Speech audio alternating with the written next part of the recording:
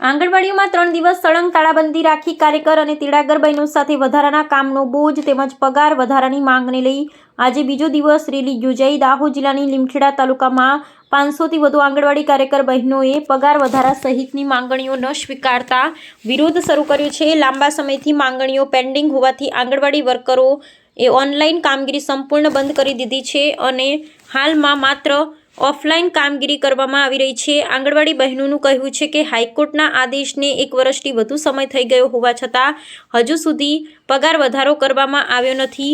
બીજી તરફ ઓનલાઈન કામગીરી માટે દબાણ કરવામાં આવે છે પરંતુ તેના માટે મોબાઈલ જેવી જરૂરી સુવિધાઓ આપવામાં આવી નથી। આંગણવાડી વર્કર અને હેલ્પર બહેનો દ્વારા પગાર વધારા સહિત કુલ 14 માંગણીઓ રજૂ કરવામાં આવી છે। જો સરકાર દ્વારા આ માંગણીઓ સ્વીકારવામાં નહીં આવે તો આગામી દિવસોમાં ઓફલાઈન કામગીરી પણ બંધ કરી ઉગ્ર વિરોધ કરવાની ચીમકી આપવામાં આવી છે। લીમખેડા તાલુકાની આંગણવાડી વર્કર હેલ્પરો આંદોલન 18થી 20 માર્ચ સુધી કામ બંધનો નિર્ણય। સમગ્ર ગુજરાતમાં આંગણવાડી વર્કર અને હેલ્પર બહેનો પોતાના હક માટે અને અધિકાર માટે એકજૂટ બની આંદોલનના માર્ગે ઉતર્યા છે। વર્ષોથી ચાલી રહેલા પ્રશ્નો અંગે અનેક રજૂઆત છતાં યોગ્ય નિરાકરણ ન મળતા હવે બહેનો દ્વારા કામથી દૂર રહી વિરોધ વ્યક્ત કરવામાં આવી રહ્યો છે।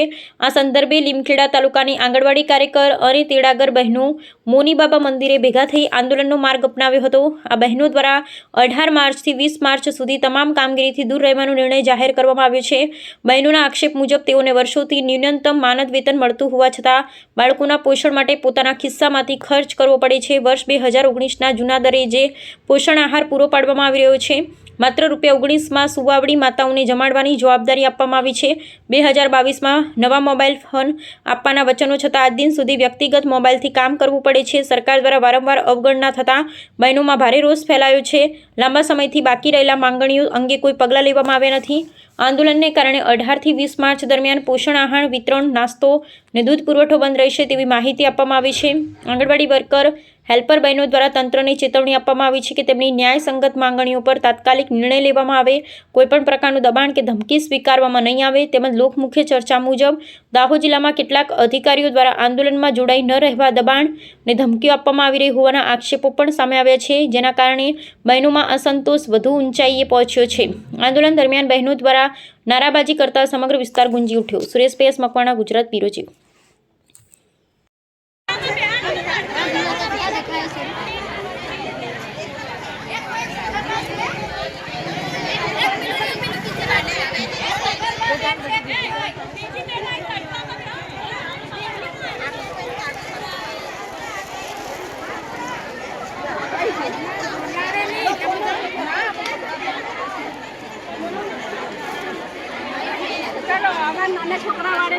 તમે કેમ ભેગા થયા હતા બેન? હડતાલ માટે 3 દિવસની નાના છોકરાઓને લઈને હું આવી છું સાહેબ। રીતના વોટ એમને આપવાની અને કેવી રીતના નહીં આપવાની અને એટલી તાકાત અમારી અને અમારી બહેનોની પણ છે અને નાના નાના બાળકો લઈને આવી છે। તમને દેખાડશો, અમે દેખી લો।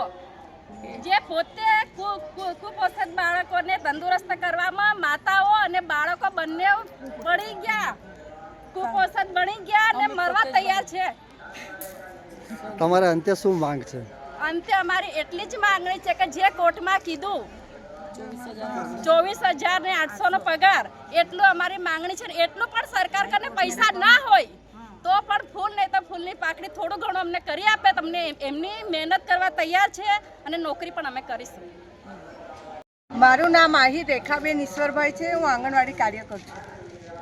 હવે સ્કૂલોમાં જે લાખ રૂપિયા પગાર છે એ શિક્ષકોને 1 મહિનાનું વેકેશન મળે છે અને ત્યાં મોટા બાળકો આવે છે તો અમારા 3 થી 6 વર્ષના એકદમ નાજુક અને કુમળા બાળકો હોય છે તો અમારે 1 મહિનો વેકેશન કાળઝાળ ગરમીમાં ના જોઈએ?